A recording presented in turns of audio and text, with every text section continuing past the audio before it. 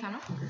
Bueno, pues aprovechando que acabo de terminar mi rotatorio en nefrología y que he visto que todavía se siguen cometiendo bastantes errores en cuanto al manejo de la patología nefrológica y demás, sobre todo en cuanto también a los criterios de derivación, pues he decidido hacer la sesión sobre esto con intención de repasarlo un poco. Principalmente voy a hablar del manejo de la hematuria, de la proteinuria, el control de la enfermedad renal crónica leve moderada, que es más o menos el grado que controlamos aquí en atención primaria, y ya por último los criterios de derivación a nefrología. Comenzando con la hematuria, pues bueno, como sabemos, ¿no?, es la causa más frecuente de consulta por cambio de aspecto macroscópico de la orina. No es más que la presencia de 3 o más hematíes por campo de gran aumento en el examen microscópico del sedimento. Y bueno, sabemos que puede originarse en cualquier punto de las vías y las causas, por ejemplo, en niños más frecuentes suelen ser infecciones, glomerulonefritis, la hematuria benigna recurrente y los traumatismos. Y en los adultos, aunque también predominan las infecciones y las glomerulonefritis, también son muy frecuentes los casos de urolitiasis, neoplasias o la HPV, hiperplasia benigna de próstata. Aquí he incluido una clasificación un poco más detallada en cuanto a la etiología. Podemos distinguir principalmente 4 grupos: las causas nefrourológicas, que a su vez se dividen en causas renales o de las vías urinarias. Dentro de las hematológicas podemos encontrar alteraciones en la coagulación por tratamientos anticoagulantes o incluso drepanocitosis, hematurias idiopáticas también de causa desconocida, o las falsas hematurias, que se deben fundamentalmente a sangrados vaginales, prostatorrea, hematuриas facticias o la pigmenturia de causa endógena o exógena. En cuanto al diagnóstico, pues bueno, lo más importante es saber que tenemos que confirmarlo en al menos 2 ocasiones distintas y se requiere para ello examinar la primera orina de la mañana. Puntualizar también que si encontramos albuminuria, proteinuria, cilindros hemáticos o un porcentaje mayor al 80% de hematíes dismórficos, esto nos orientaría a un origen glomerular de la hematuria. Y bueno, como siempre, lo más importante, la historia clínica, que es lo que nos va a orientar sobre el origen de la pérdida de sangre. Debemos iniciar la anamnesis con la descripción de la misma, preguntar al paciente sobre la forma de comienzo, el tiempo de evolución, si la hematuria se produce al inicio, al final o es igual tanto al inicio, a la mitad o al final del chorro. Esto nos orientará, por ejemplo, si la hematuria proviene de una alteración cervicoprostática o de la uretra posterior, si por el contrario es una patología que podamos hallar en la vejiga o bien en el riñón o en el tracto urinario superior. Podemos preguntarle también en cuanto al color o a la intensidad de la hematuria. Si es rojo brillante, por ejemplo, sospecharemos más una causa de vías bajas. Si es marrón o rojiza con coágula, una glomerular en las mujeres, podríamos sospechar que puede haber. Preguntar también, por ejemplo, en casos de poliquitosis a qué se dedica de cónico. Y bueno, importante recordar también que si el paciente presenta síntomas o signos sugerentes de infección, lo primero debería tratarse la infección y repetir el análisis de orina unas 6 semanas después de finalizar el tratamiento para determinar si la hematuria persiste o no. Siguiendo con la exploración física, pues bueno, lo que nos debe llamar la atención principalmente es la presencia de hipertensión o edemas que nos puedan orientar hacia una glomerulonefritis, por ejemplo, las masas abdominales en los niños, en los que podamos descartar un tumor de Wilms, o incluso el crecimiento o nódulos prostáticos y signos de enfermedad multisistémica como puede ser la fiebre, las petequias, la púrpura, etc. Y bueno, algunas veces también es conveniente explorar los genitales para detectar signos de traumatismos, por ejemplo. En cuanto a los datos analíticos, pues lo más importante, como ya he dicho, el examen microscópico del sedimento, que es lo que nos va a orientar sobre el origen de la hematuria. Si, por ejemplo, la proteinuria es superior a 1 gramo cada 24 horas o hay cilindros hemáticos, esto nos confirmaría una enfermedad glomerular. Si hay hematíes dismórficos, incluso acantocitos, pues lo mismo, una enfermedad glomerular. La presencia de leucocitos, como ya he dicho antes, nos orientaría a una infección urinaria, para lo que habría que solicitar un urocultivo para descartarla. O si encontramos eosinófilo, pues una nefritis intersticial. Esto es un poco un esquema resumen de todo lo que ya he dicho. Lo primero, descartarle si es una falsa hematuria, y si no lo es, una vez que la confirmemos y después de la historia clínica, la exploración y etcétera, pues si sospechamos, por ejemplo, una hematuria de origen glomerular, esto tendría indicación directa de derivación a nefrología. Si la hematuria es no glomerular, pues entonces estarían indicadas las pruebas Si los resultados fueran positivos, actuaríamos en función del diagnóstico, es decir, para tratar la causa. Y si el resultado es negativo, pero nosotros sospechamos factores de riesgo, por ejemplo, de un cáncer de vejiga o algo así, pues estaría indicada la cistoscopia. Y bueno, si hay leucocitos, pues lo que ya he comentado, ¿no? Si el urocultivo es positivo, lo tratamos, y si no, pues incluso plantearnos hacer un cultivo de Lowenstein para descartar una tuberculosis. En cuanto a las pruebas de imagen, pues principalmente están indicadas para descartar una hematuria de origen no glomerular. El TAC es la mejor prueba para la visualización de litiasis, como sabemos, de tumores, de infecciones y de carcinomas uroteriales, porque nos permite definir los contornos de la lesión y la extensión de los tumores. Además, la prueba de imagen más recomendada para los pacientes con hematuria inexplicada. En cuanto a la urografía, todavía conserva utilidad en el diagnóstico de las masas, aunque ha perdido cierto protagonismo debido al coste, a la posibilidad de reacciones alérgicas por los contrastes y, bueno, y por el mayor rendimiento que presenta el TAC. Aunque es verdad que la urografía proporciona la mitad de dosis de irradiación que la otra, pero bueno. La ecografía sigue siendo la técnica más segura y más barata y puede indicarse incluso en los casos de embarazo, como ya sabemos, y como en la mayoría de indicaciones que tiene la ecografía, ¿no? Y la radiografía simple de abdomen, pues también continúa siendo una prueba útil, sobre todo en el estudio de la patología urológica. Nos informa sobre el tamaño y el contorno de los riñones y sobre la presencia de posibles litiasis radiopacas. Como sabemos, en riñones más atrofiados y tal, pues los veremos de menor tamaño. La cistoscopia, como comentaba antes, pues la reservamos para pacientes entre 40 y 50 años en los que sospechemos factores de riesgo para el cáncer de vejiga. Y la resonancia es verdad que tiene la misma sensibilidad que el TAC para la detección de lesiones renales, pero menos en la detección de lesiones uroteriales y ninguna en el estudio de cálculos y calcificaciones. Sin embargo, incluso sin contraste, es verdad que es más sensible que el TAC sin contraste en la detección de masa y de pequeños tumores.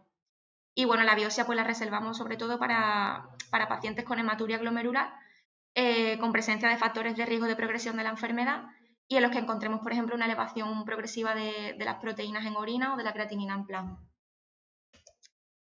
En cuanto al seguimiento, pues bueno, la mayoría de los pacientes en principio no necesitan seguimiento, no suelen recomendarse más pruebas porque es verdad que no desarrollan tumores ni ningún tipo de complicación, aunque, o sea, a menos que aparezca una hematuria macroscópica o algún nuevo síntoma que nos obligue o que nos lleve a... No obstante, algunos autores verdad que recomiendan un seguimiento periódico, bien con análisis de orina, con citología urinaria, toma de control de la hipertensión, alguna prueba de imagen o incluso valorar una nueva cistoscopia dependiendo de la presencia de factores de riesgo. Entonces, imagino que es un poco cuestión de individualizar cada caso. Pasando ya a la proteinuria, pues bueno, se debe superior a 150. Y bueno, importante recordar que es el marcador de riesgo precoz de progresión más importante. Aunque la cantidad de proteína en orina sea inferior a 150 miligramos cada 24 horas, si la excreción de albúmina en cantidades superiores a 30 o equivalentes patológicas ya se denomina microalbuminuria. Y esto puede reflejar una enfermedad renal primaria o una afectación renal en el contexto de una sistémica, por ejemplo. Recordar también que además de hecho es un marcador de daño endotelial difuso y que puede estar presente también en pacientes simplemente con hipertensión, diabetes, que tengan elevación del colesterol o incluso que fumen o tengan obesidad. Como digo, o sea, se correlaciona con un mayor riesgo de mortalidad, de morbilidad y de complicaciones asociadas. En cuanto a las causas, pues bueno, principalmente tres grupos: la proteinuria transitoria, que se relaciona con el esfuerzo, con la fiebre, incluso con el estrés o, por ejemplo, casos de deshidratación; proteinuria ortostática y la proteinuria permanente, que la dividimos principalmente en tres grupos en función de la cantidad de excreción de orina excretada al día. Para el diagnóstico, pues bueno, principalmente utilizamos el uso de tiras reactivas que nos darían un resultado positivo si la orina contiene más de 10 o 20 miligramos por decilitro. La sensibilidad y especificidad varía según el pH y el grado de concentración de la orina, puesto que una muestra muy concentrada o con un pH muy alcalino nos puede dar un falso positivo y, sin embargo, una muestra muy diluida nos daría un resultado falso negativo. En caso de que encontremos leucocitos o sangre o empleemos contrastes o contaminación, o que la orina esté contaminada por antisépticos, por ejemplo, esto también nos podría provocar falsos positivos. Una vez que detectemos la proteinuria en orina, lo más importante es cuantificar esa proteína que va a tener tanto un valor pronóstico como nos dará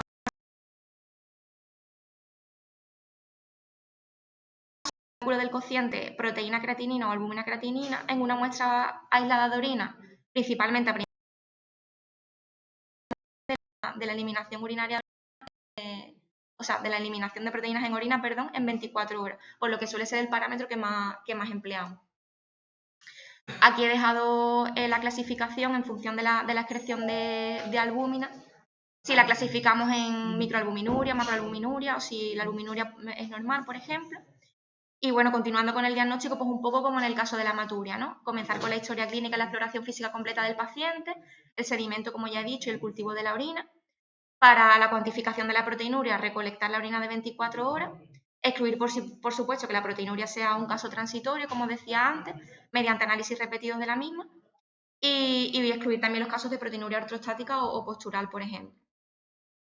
En caso de que la proteinuria sea persistente, pues entonces ya pasaríamos a un análisis hematológico y pediríamos parámetros más detallados, ¿no? Como pueden ser, por ejemplo, la determinación de electrolitos, de la creatinina, el cálculo del aclaramiento, etc. Y la biopsia renal pues estaría reservada para casos de proteinuria en rango nefrótico, por ejemplo, que superen los 3,5 gramos al día, o en pacientes con proteinurias no nefróticas, pero que presenten datos de insuficiencia renal o alteraciones en el sedimento que sean sugerentes de glomerulonefritis. Y pasando ya a la enfermedad renal crónica, pues bueno, según la CADIGO, la enfermedad renal crónica se define como la presencia de daño en el riñón o una función renal disminuida durante 3 meses o más, independientemente de la causa. Entre ellas podemos encontrar la diabetes, la hipertensión, glomerulonefritis, enfermedades autoinmunes, pasando también por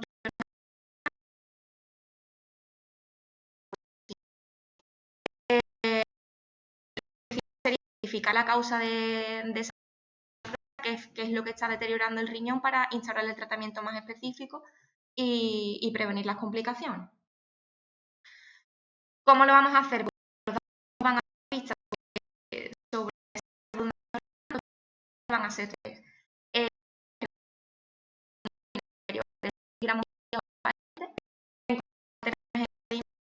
o que hallemos alguna normalidad mediante una biopsia o un estudio de imagen. Y los datos que nos informan sobre una función renal disminuida o deteriorada pues van a ser principalmente un filtrado disminuido por debajo de 60, que como sabemos es el parámetro que mejor refleja la masa renal funcionante, y para ello se utilizan ecuaciones basadas en el aclaramiento de creatinina. La más utilizada suele ser la CKD-EPI por su exactitud. Y bueno, como he dicho antes y como incluye la definición, pues la demostración de la cronicidad, que debe ser de más de 3 meses, o sea, de 3 meses o más, perdón. La clínica, pues bueno, el paciente presentará principalmente síntomas y signos sugestivos de uremia, aunque además de las complicaciones hormonales y metabólicas que habitualmente conocemos, como pueden ser la anemia o el hiperparatiroidismo, también podemos encontrar otras como alteraciones gastrointestinales, alteraciones cutáneas, genitourinarias o incluso cardiovasculares, como pueden ser la disnea, las parestesias, calambres, etcétera, que suele ser lo más frecuente.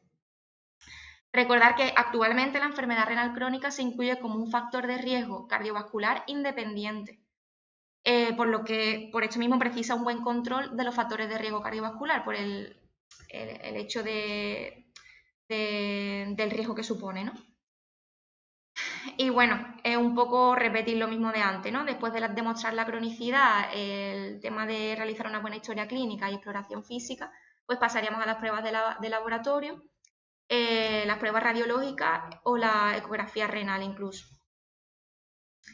En cuanto al manejo terapéutico, los principales objetivos serían manejar las causas que sean reversibles de la enfermedad, prevenir o enlentecer la progresión mediante el control de la hipertensión, los hábitos de vida, el abandono del tabaco y hacer hincapié sobre todo en el control de la presión arterial porque es probablemente la medida con una repercusión más favorable en el pronóstico. Tratar, por supuesto, las complicaciones asociadas que se presenten a lo largo del desarrollo de la enfermedad. Y muy importante también, que esto hay veces que se olvida, ajustar los fármacos en función de la tasa del filtrado. Lo podemos hacer o bien manteniendo la dosis habitual pero aumentando el intervalo entre las dosis, o adaptar la dosis al filtrado pero manteniendo el intervalo normal de la pauta del medicamento. Y bueno, ya por último, identificar y adecuar a aquellos pacientes que sabemos que vayan a precisar la entrada en diálisis. Aquí he dejado la famosa tabla del estadiaje y el pronóstico de la enfermedad renal crónica, que como sabemos nos divide según distintos estadios en función de la gravedad, o sea, distintos estadios en función de la gravedad, perdón, en función del filtrado y de la albuminuria, ¿vale? Cuanto más rojo, pues más gravedad, evidentemente. Y en cuanto a los criterios de derivación, que era una de las cosas en las que quería hacer también más hincapié, en los casos en los que hallemos una hematuria, en principio está indicada la derivación a urología. Cuando esa hematuria sea macroscópica y presente coágulo. O bien, si es una microhematuria, pero sospechamos malignidad. Y los casos de derivación, los casos en los que estaría indicada la derivación a nefrología serían aquellos en los que la hematuria sea macroscópica sin coágulos, o bien sea microscópica, pero sospechemos la presencia de una lesión renal o de una glomerulopatía.